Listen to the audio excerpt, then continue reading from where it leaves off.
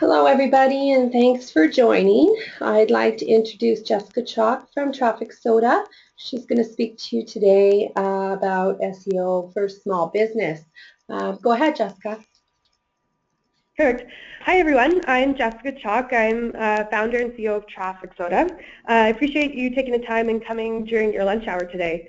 So the first thing I wanted to address is really why is this worth your time and what's in it for you.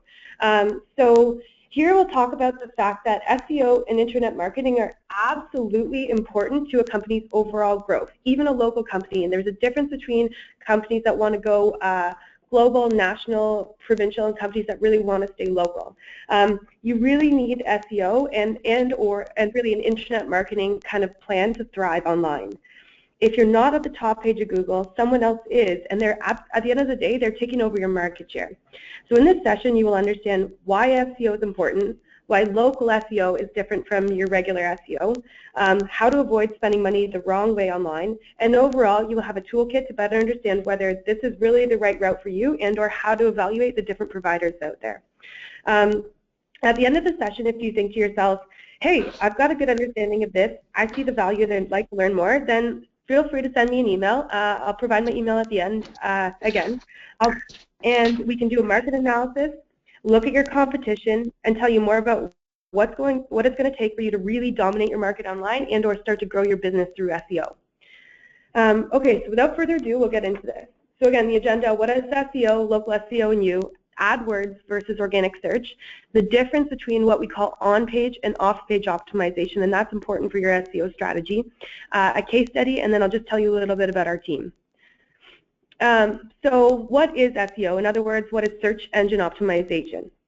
Search engine optimization is the act of influencing organic search and your visibility of a website or page in search engines with unpaid results. So this isn't paying to be at the top. This is how do I actually influence search engines, the way they crawl, the way that they understand what my business is about versus my competition, to be at the top page on the top position on the first page of Google. Specifically with local SEO though, so not too long ago Google kind of realized there's a difference between when someone searches for prefab homes, as you can see in the PowerPoint here, versus prefab homes in Waterloo or Ontario. Different results come up. Thus, the Google Local Maps was born. Local Maps has nothing to do with your website, really. Your website helps it, but it really has to do with your Google Plus page and your Google My Business account. So if you're a local business and you've got qualifiers that are prefab homes Waterloo or bakery Waterloo, dry cleaning Waterloo, whatever it is, you would really want to make sure that you've got a G+ page, and I'll go into that more in a second.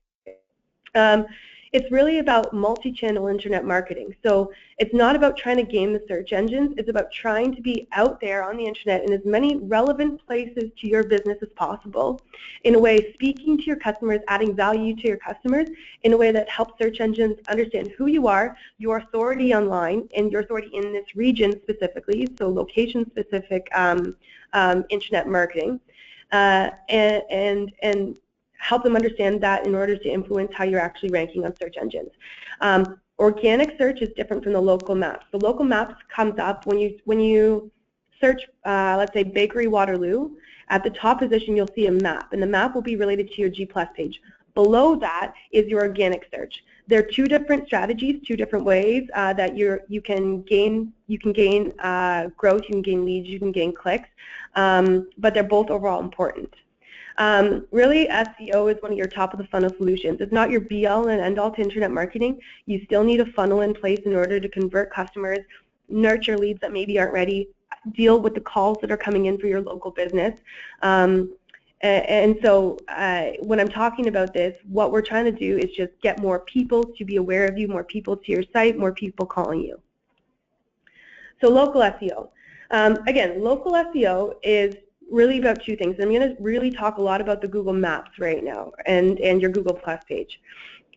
Your Google Plus page, when you sign into Google, you've got your account, you can create a Google Plus page. When you create your Google Plus page, you need page verification. So you actually have to go through and say, yes, I am the owner of this business. yes, I am the person that's running the business, and I verify that this business is actually at this location. So what happens after you click page verification is the Google will send you a postcard. When they send you that postcard, you enter a PIN, and boom, your page is verified. If your Google Plus page is not verified, it's going to be hard for you to actually get up on the Google Maps, the local rankings. The other thing that the local maps has to do with, and common issues that I'm finding with a lot of local businesses when I take a look at their G+ pages, is citation and NAP inconsistency. What does that mean? A citation is like a directory listing. So Yelp.com, YellowPages.com, you go to those and you get your business listed in there with your name, address, phone number, and potentially a link back to your site or a link back to some other relevant page related to your business. The way that Google works, they take a look for the map really, is they're trying to figure out what is your name, what is your address, and what is your phone number, and is it consistent all over the web? As in, is Yellow Pages the same as your Yelp page, which is the same as a directory listing related to your business? So maybe it's bakeriesinwaterloo.com has a great directory listing, and you need to make sure that on there you have the same information that you have on your Yelp page or your Yellow Pages. It's really important that all of your name, address, and phone number, in other words, your NAP, is consistent across all those pages, and that's something that you can definitely do yourself. So that's one common issue that we're finding. Again, the other thing is page verification. So when you create your G+ page, and I can go into how you actually do that, you need to verify it. Not having a verified page is going to always hold you back. The other thing that I'm finding, and I've found with all of the customers that we're currently working with at the local maps and local small business level, is that you've got duplicate Google Place listings, or you've got duplicate Google Plus pages, in other words. It's not something that you necessarily even do on purpose. Sometimes someone else in your business creates a G+ page, then you create one too, and all of a sudden you've got multiple G+ pages, and Google and other search engines are trying to figure out which one should we rank, which one's important. Duplicate listings can also hold you back. So go to plus.google.com, log into your account that you think that you have your G+ page created, if you have your G+ page created already. Do a quick search for your business, what your business is called, and see if multiple are showing up. If there is, you can call Google and get them to condense so that the other extra duplicate pages, so it's only your one page. If you haven't created your page yet, again, go to plus.google.com, log your Gmail account or your business account that's attached to Google. Go to the Google map, type in your business, and when you type in your business, it will say claim this business. You click claim this business, and it'll open up a page and automatically create a page for you. There's a difference between location G+ pages and brand G+ pages. Make sure you're creating a location Google Plus page. So that's kind of the realm of G+. If you're looking at local SEO for small businesses in terms of the organic ranking, so what happens below that local map when that pops up? What matters really there is what's happening on your website. What we see in that regard is poor on-site optimization. So poor, it could be we'll go into on-site optimization in a second, but it's really to do with the lack of content on your page, a slow page load time. There's multiple things that can be a problem that's going to hold your website back from being ranked organically.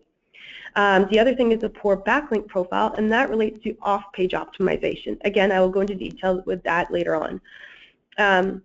Google Places guideline violations will also hold you back. So duplicate listings is one of them. You don't have the right name, address, and phone number. You haven't verified the page. Guidelines can also be that you haven't posted on the page at all, or you don't actively use it. You're not following anyone in different circles. You've got no pictures of the interior and exterior of your business. All of these things are not the be-all and end-all. But if you can check off all these boxes, as in you've got interior pictures of your business, you've verified the page, you've got exterior pictures. If you're a restaurant or a catering company, you've got the menu up on the site so people can easily understand what you're about. Everything to do with Google's guidelines is really about how do they create a better experience for their users, and you tapping into that and providing that better experience for your customers and in other words, their users. So again, If you've got any of these problems, you're not alone. It's quite common. Pretty much every single business that we've started to work with in the past has had one, if not more, of these problems. Knocking them off one by one with your Google Plus page, making sure your name, address, and phone number is consistent across all the citation and, in other words, directory listings. Get rid of the duplicate. Make sure your website is properly optimized. Make sure you've got a great backlink profile. In other words, you've properly optimized your off-page profile, and then making sure you're really not violating any of Google's terms. You'll never come down to that if what you do is really in the best interest of your customers, and you're providing great quality content to them, you're adding value to conversations and questions and pain points they have. You never really have to deal with that anyway. Okay. So the other conversation that we have is AdWords versus organic. When you're looking at your small business, the first thing that you need to look at is there actually a local presence? So is there actually a need where people are typing in prefab cottages Waterloo? Are they really typing that in? Is Google seeing that as a trend? Are they popping up the local map? They're not really popping up the local map in the regard of prefab cottages. So for companies that are going after this keyword, potentially their Google Plus and their Google Maps SEO push and their SEO strategy wouldn't be as important. AdWords and organic don't fight with each other. They actually are very complementary.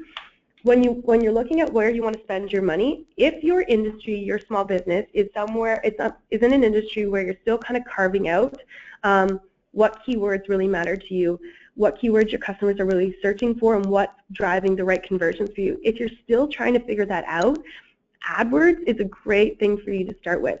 The reason why is AdWords is really based off an auction price. AdWords tells you, the market tells you what works for commercial intent, what keywords drive conversions and what keywords don't.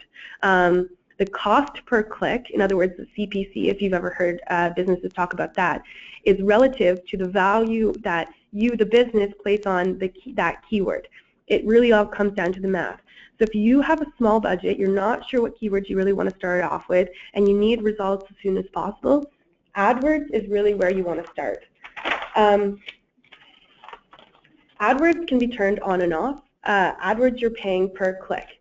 So it's not something that over time you're going to see a decrease in cost. It's going to be something that's stuck with you, and as soon as you turn AdWords off, if you don't have an organic strategy as well, you're really gone again from Google and from what I'd call you're back kind of in the desert.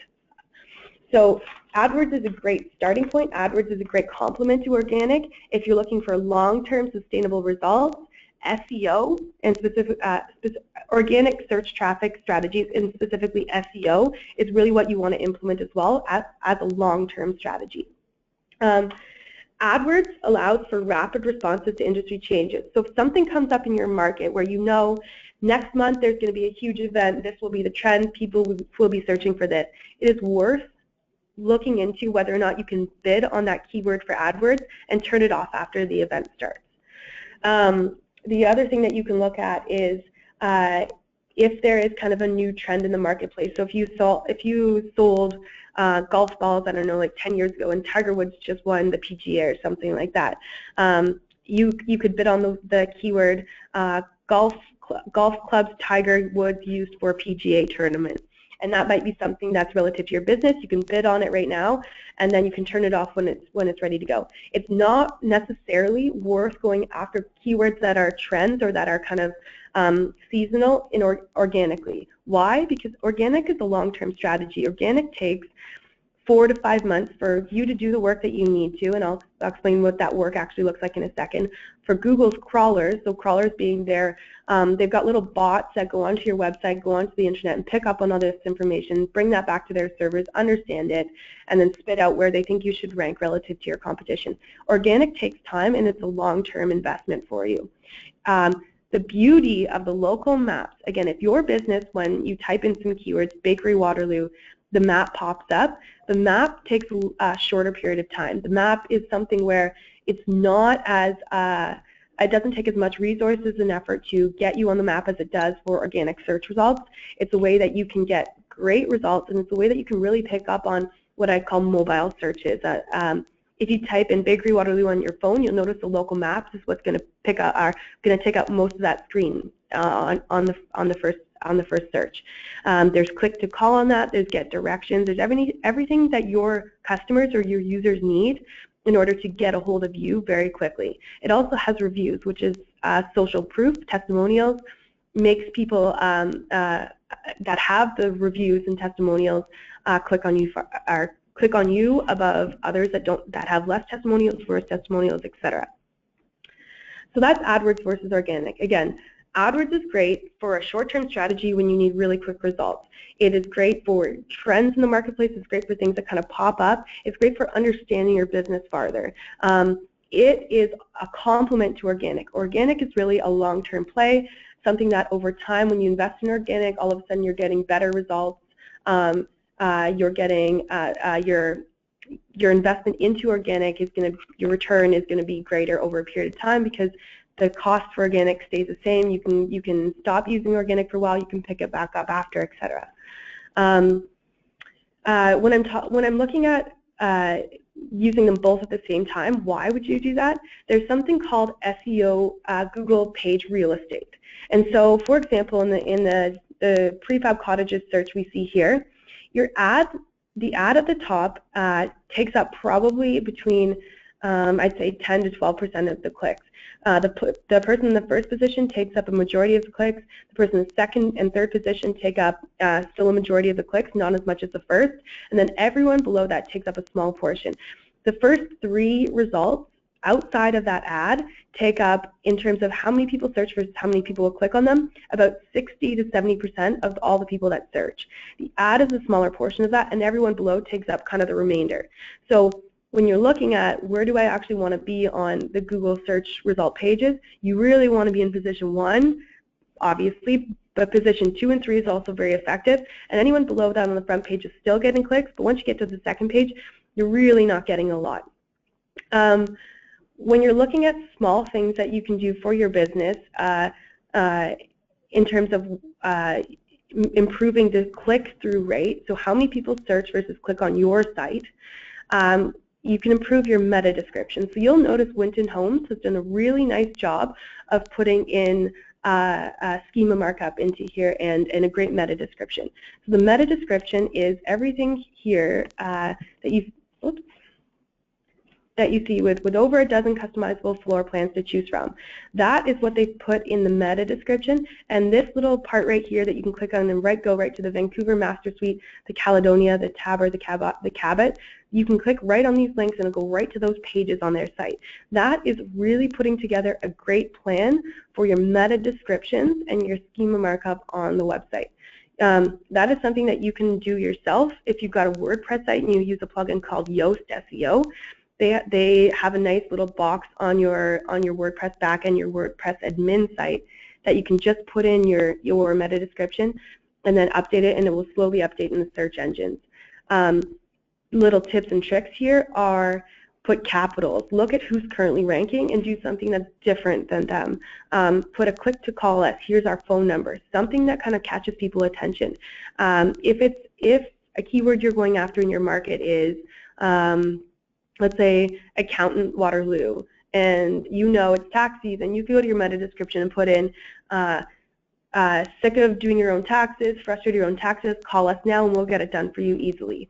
That is something in your meta description that, again, from a sales perspective, connecting SEO to sales in your sales funnel will allow you to get a better click-through rate and overall better conversion. So that's your AdWords versus organic. Again, both are very valuable. Both can work in tandem. Their meanings, their strategies really depend on your business, where you're at, and the goals that you have for growth over time. On-page optimization. So on-page optimization is everything that you have control over on your website and optimizing so that search engines have a better idea of who you are and what you're about. I'm going to go into 4 kind of key pillars of that right now.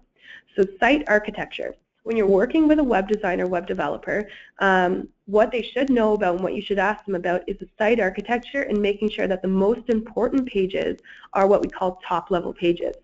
So when you go to your site and you know that, let's stick with the bakers. You know, as a bakery, the top things that you sell are wedding cakes, corporate cakes, and corporate customized bakery items.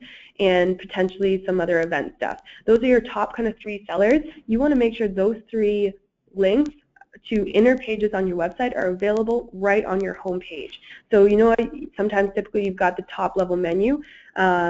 You want to make sure that those 3 are right at the top of the page. This is something that your web designer, web developer should know a lot about.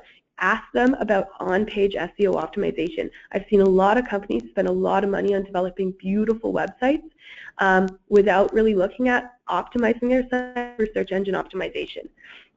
When I say that, the other thing I want to actually stop and segue into is you never build your site for SEO, always build your site for your customers. So I'm not saying any of this stuff that I'm about to say is not to say you need to compromise your customer's experience to make sure it's ready for SEO. That's not the case at all. This should complement always and be secondary to your customer's experience on your website. So site architecture, again, make sure the top level pages, the most important pages, products, services, inner pages in your company on your website are accessible via the home page. That's the #1 thing that you can do. Site speed. Why does site speed matter? It matters for 2 reasons. One, your customers, the attention that they have, the ability to wait, the want to wait, the attention that you can get from them is going down and down and down. I know for myself, if I Google something or if I go to a website and it doesn't load right away, I don't have the patience to wait. I'll just go back and go on to something else. So from a site speed perspective, and again, tying into your customer's experience, you really need to make sure that your site speed is fast. So there's a really cool tool out there called GT Metrics. It's GTmetrix.com. If you input your website's URL into that, it will tell you how long your website takes to load. It will test it from different servers all over Ontario, all over Canada, all over the world, and they'll tell you how long it takes to load and what the problems are with the current site and how you can fix those. Either if you can make those changes yourself, and or if you send those to your designer, have them look at it, or your web developer or designer, and have them look at it, that will really help improve your site speed. From a technical SEO level, why does site speed matter? 2 reasons. So if you've got Google Analytics set up on your website and you're looking at it, your bounce rate matters to Google. It influences your overall search engine rankings to a degree. So when people go to your site and they type in your site and it doesn't load right away and they just go back, your bounce rate increases. The higher the bounce rate you have, the worse. So you want a bounce rate as low as possible. So by having a faster loading site, you're helping improve your bounce rate. At least that's the logic there. The second would be that part of Google's factors in terms of rankings, they do look at your site speed. So the faster your page loads, the faster they can crawl your site and get the information, the kind of +1 that they'll put in terms of your website and your overall SEO authority and power, and where they think that you should rank on the web. So again, a really good tool, and I'm going to reiterate this, please check it out, is go to gtmetrix.com, GTmetrix.com.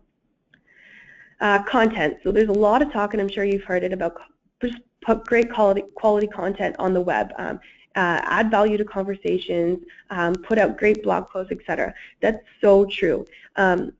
High quality, great content matters. The other thing about content is the velocity of content that goes out. So if you have a blog, make sure that you can try as hard as you can for your small business to put quality content on your blog once a week, once every 10 days, something that's kind of a consistent blog post. It doesn't need to be a long post. It should be more than 300 words. It could be something where you see a great article that's relevant to your industry. You take that link, you summarize it, you put a great picture there, you summarize it in a paragraph or 2, put some bullet points, put the link, and then make that a blog post. It takes between 5 and 10 minutes and makes a huge difference in terms of your own SEO power for your website. The other thing is conversions. Again, when you look at SEO, it really is a top of the funnel solution, but there is no point investing in and implementing SEO into your website if you don't have a conversion funnel set up. Make sure you've got contact us, a phone number, a contact us button, a phone number on the page, a get a quote form on your front page, whatever it is. when people first come to your website, they should easily be able to see a way that they can call you and get in contact with you, find directions, get a quote, whatever else it is. Social proof for conversions really helps as well. Getting a testimonial on that kind of what we call above the fold, so when people first go to the site, what do they see? Getting social proof on that as well, making sure that the services and the pain points that you offer your customers are very clear. All of these things, these 4 things are not all of the things that you need to do, but what we find is the 4 most relevant, kind of most things that pop up in terms of problems that our current customers had coming into working with us. When you're looking at conversion, conversion also has a lot to do with what pages rank for what keywords and tying that into what we call your keyword relevance to your landing page. When you're putting together an SEO strategy, and this is something that you really can do yourself, look at all the keywords that are relevant to your markets. Let's go back to the bakery example. I know the keywords bakery Waterloo, bakery Kitchener, wedding cake ordering, corporate event cake, Kitchener, KW, whatever those kind of keywords are, I know those are all relevant. I want to make sure that when people search that term, if I'm going to put the effort into making sure that those keywords rank, or my website or my G+ pages rank, I want to make sure that when they click through to my site, that the page that they're seeing is relevant to the keyword that was actually being searched. Seems like a very obvious thing. We've found a lot of people just don't have this kind of whole, what we call the consumer journey process set up. Connect topically relevant keywords in relation to the proper landing page. If you have a very clear idea of these are the 3 or 4 keywords that are really going to make a difference for my business. So bakery Waterloo, catering company, or bakery catering, something like that. You know, bakery Waterloo, bakery Kitchener, bakery Kitchener Waterloo is the 3 keywords that you really want to go after. And yes, those are 3 separate keywords and strategies. You can put up a page on your site saying, say your URL is xyz.com. You can put up a page on the site that is xyz.com/bakery Waterloo, and that's the page on your website that you really want to push. What you'd also do then is take your G+ page, create your G+ page, get it verified, make sure that the business name, the address, and phone number are consistent across all of the directories that are all on the web relevant to your industry. You can find those by kind of looking at who's currently ranking for the keywords that you want to go after and where they have their citations in. You can also put the link back to xyz.com/bakery Waterloo on your G+ page. And this, again, ties into everything relative to your customer's journey and making sure that your story, your brand, what your customer is expecting is exactly what you're serving them. Okay, so off-page optimization. So when you look at Google's search algorithms and what's important to them, on-page optimization is important. It accounts for a smaller portion than what we call off-page optimization. Off-page optimization is really about everything on the web in this area, in your industry. Who's talking about you? What are they talking about? How are they talking about you? How are they linking back to you? Those are things that you don't have control over. Unlike your website where you can control everything, off-page SEO typically you don't really have control over. There's small things that you can do and you can take a look at and evaluate your business to make sure that your off-page profile is at least healthy. So anchor text variation. What is anchor text?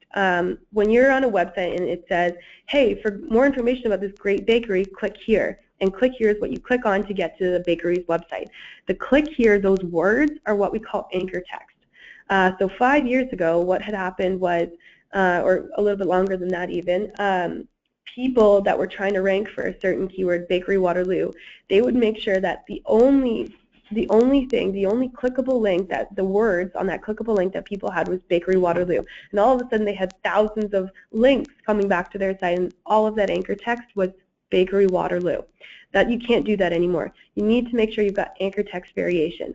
The quality of the links and the relevancy of the links. It's not about how many links you have. If you've talked to an SEO person or you've tried to kind of look into it and you've Googled and researched it, there's a lot of misinformation out there. You don't need to make sure that you have the most links. You need to make sure you've got really relevant, high authoritative websites that are saying, hey, go check out these guys. Google looks at it as a +1. They understand what that website's about, and they're linking back to you. That really matters. For small businesses, and specifically local small businesses here, location-specific URLs and location-specific backlinks really do matter for you. Make sure on your website you've got the keywords that you want to go after.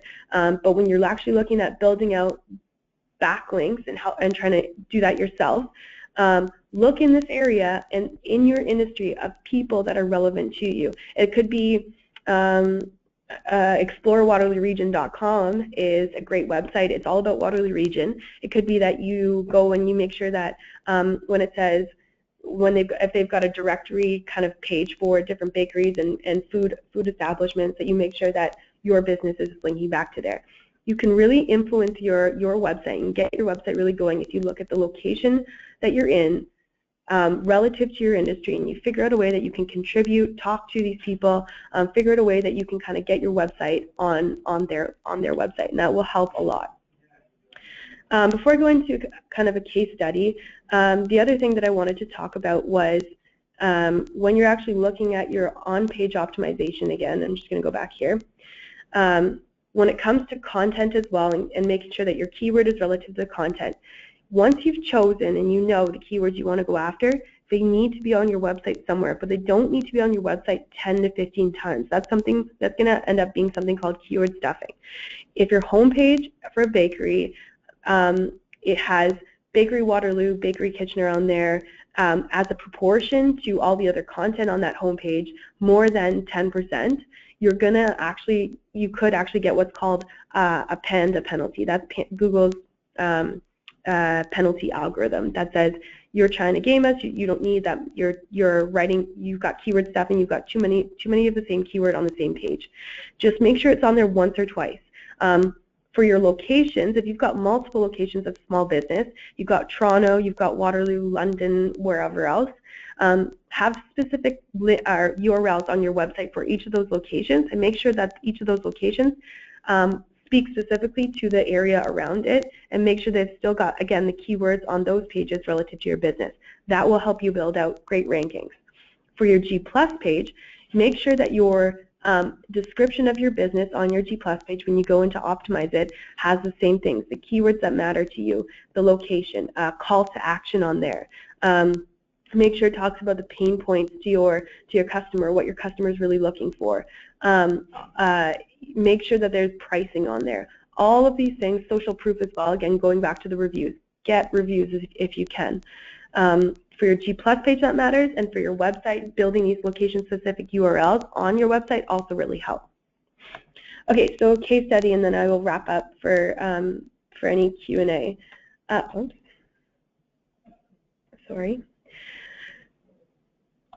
Okay, so we're working with a local house builder right now. When they came to us, they weren't the #1 in their market right now. They wanted to go after Ontario, but specifically they had showrooms in different locations, and they really wanted to be, they wanted more walk-in traffic for those specific showrooms. So what did we do? The first thing, because they had these specific showrooms in specific locations, and the locations mattered to the overall ability of customers to get their business or to do business with them, we put up 3 different G+ pages for each of those different locations. We optimized those G+ pages. We got them verified and then optimized those G+ pages, and then made sure the name, address, and phone number in those locations was consistent across all these different directories online. What we also did was take a look at their competition. What is their competition doing in those specific areas? Do they have NAP consistency, name, address, phone number consistency? In how many places do they have directory listings and citations?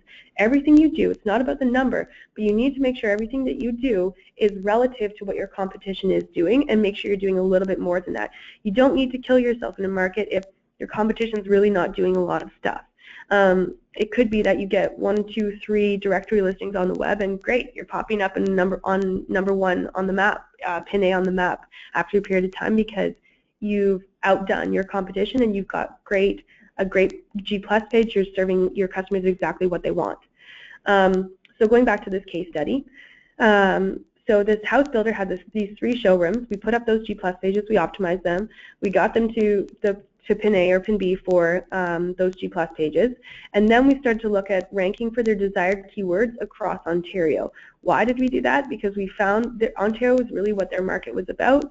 And the more real estate we could take up on the page for both the maps and their specific showroom locations, and organically we could be number 1, number 2, number 3 for organic, we knew that we could really dominate their market.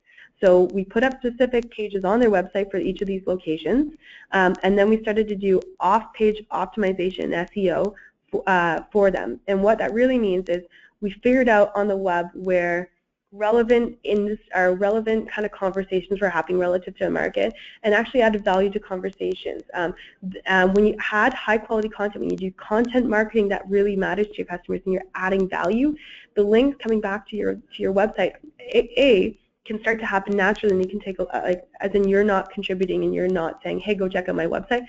People start to just link back to you because you're an authority in the market. So we rank them for desired keywords. They're dominating on both organic and the map.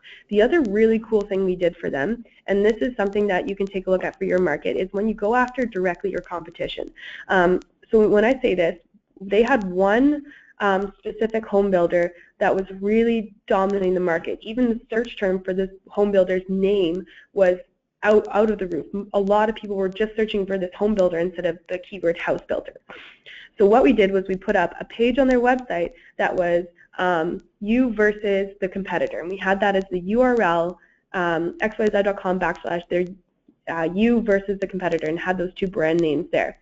Then they put up a great piece on what's the difference between us and them. Why would you choose us? Why would you choose them? They put up this great page, a lot of relevant content, great content for their customer, and then put a call to action in multiple places on that page to drive traffic or to drive conversions. We then started to rank for that competitor's keyword, or that competitor's brand name keyword, and we also started to rank them for that the brand name and then the keyword alternative. So that's kind of some tactics that you can look at. AdWords, you can bid on your competition's brand name and brand searches. Maybe not necessarily what you want to do in your specific industry, but you can take a look at that. When you do initial keyword research, so before we even started them, we did a lot of keyword research.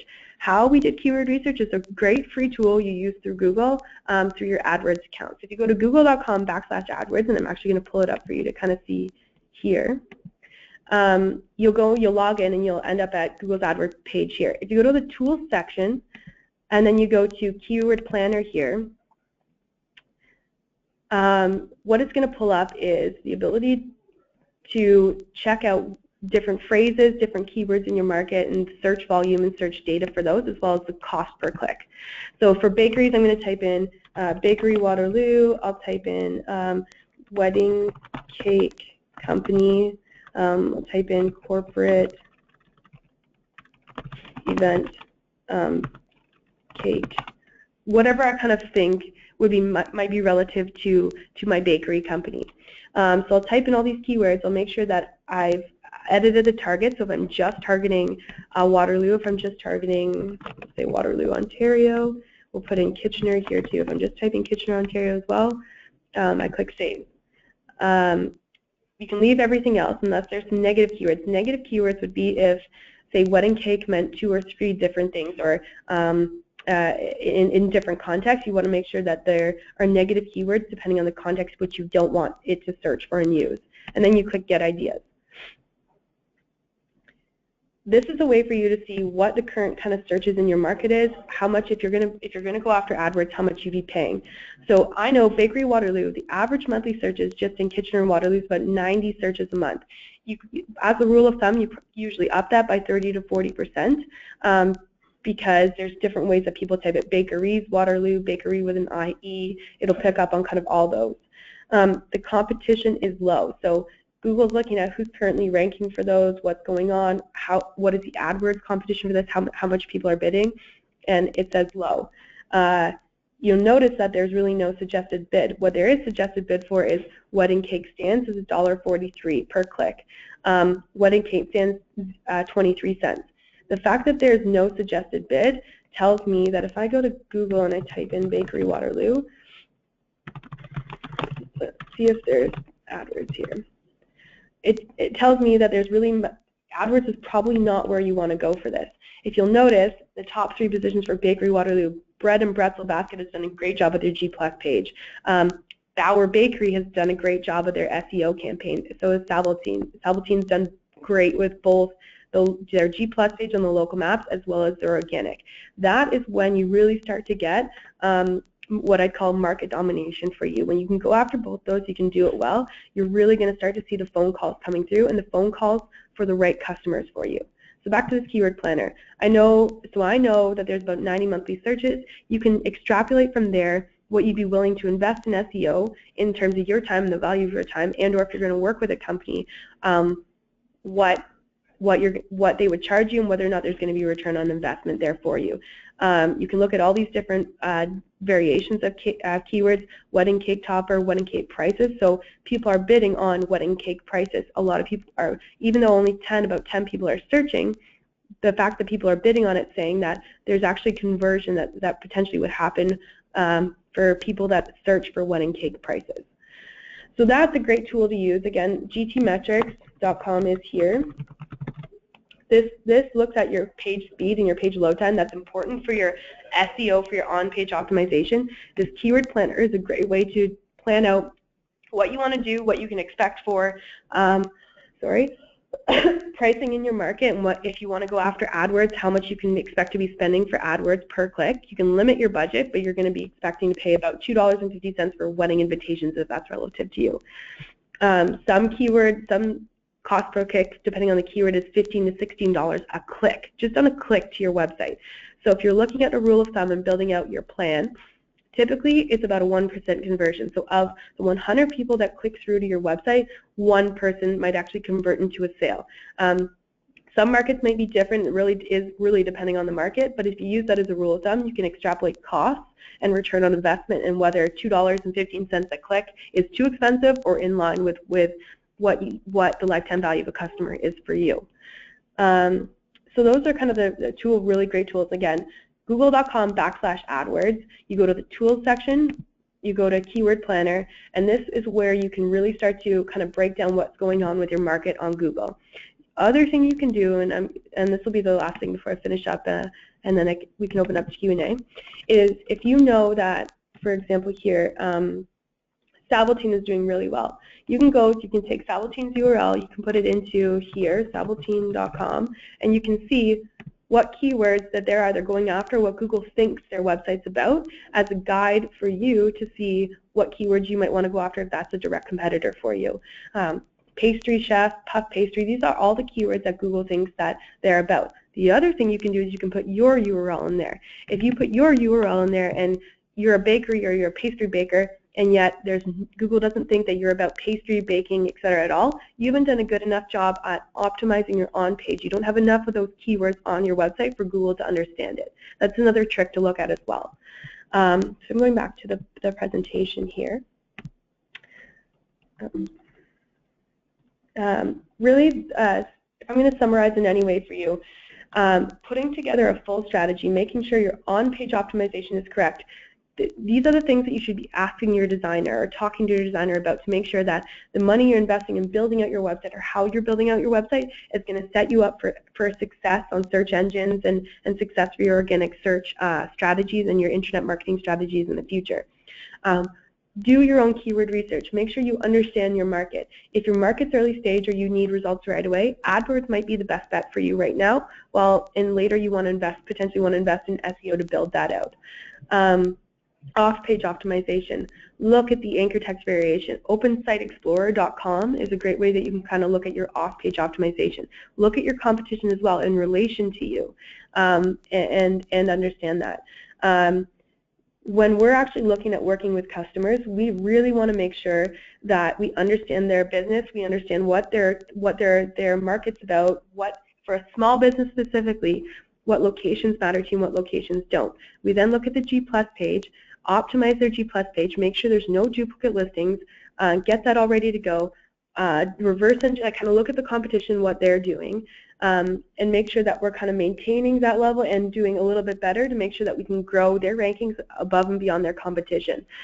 If your business, independent of whether you're a small business, if you're local, if there's local searches happening, if the Google Plus page, the Google Maps page is popping up for keywords that matter to you, get a G+ page. It really does matter, and it will make all the difference in the world to you. It might be the one thing that only matters to you, and you don't need to do an organic search strategy and or AdWords.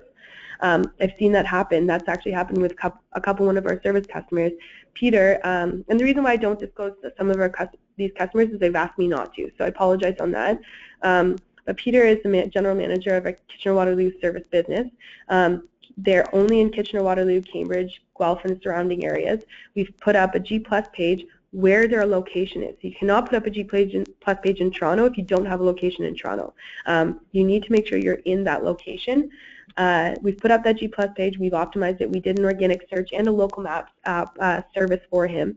And over the last year, he's exceeded industry average growth rates by 2 to 3 times. They've got more trucks on the road than they ever did have before. SEO does matter. SEO can have a huge impact on your business, but you need to really evaluate what that impact actually looks like and the strategies that you want to take to get there. Is it AdWords? Is it paid traffic like Facebook ads and Twitter ads? Is it retargeting?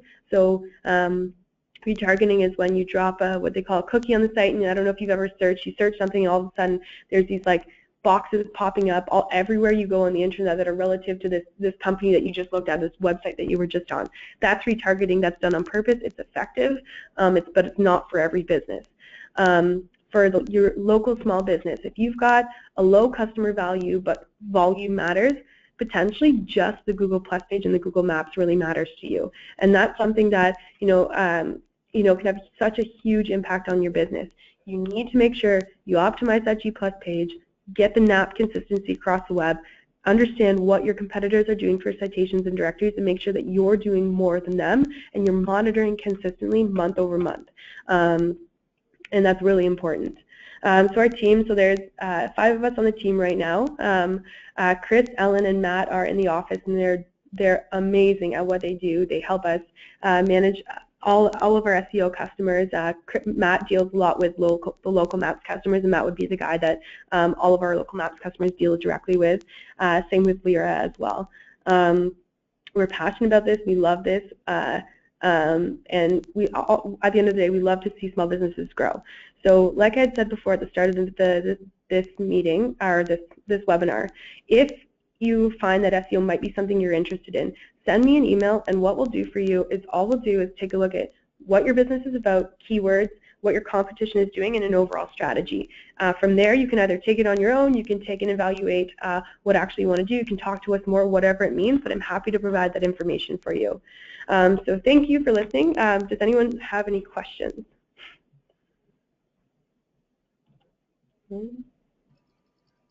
Thanks, Jeff. Doesn't look like anybody has any questions at this time. So thanks very much for that presentation, and thank you everyone for joining. If you'll be able to view this presentation on the Chamber website along with past presentations, and keep checking back to our website for future webinars that you can sign up for. Thanks for your time today, everybody, and have a good day.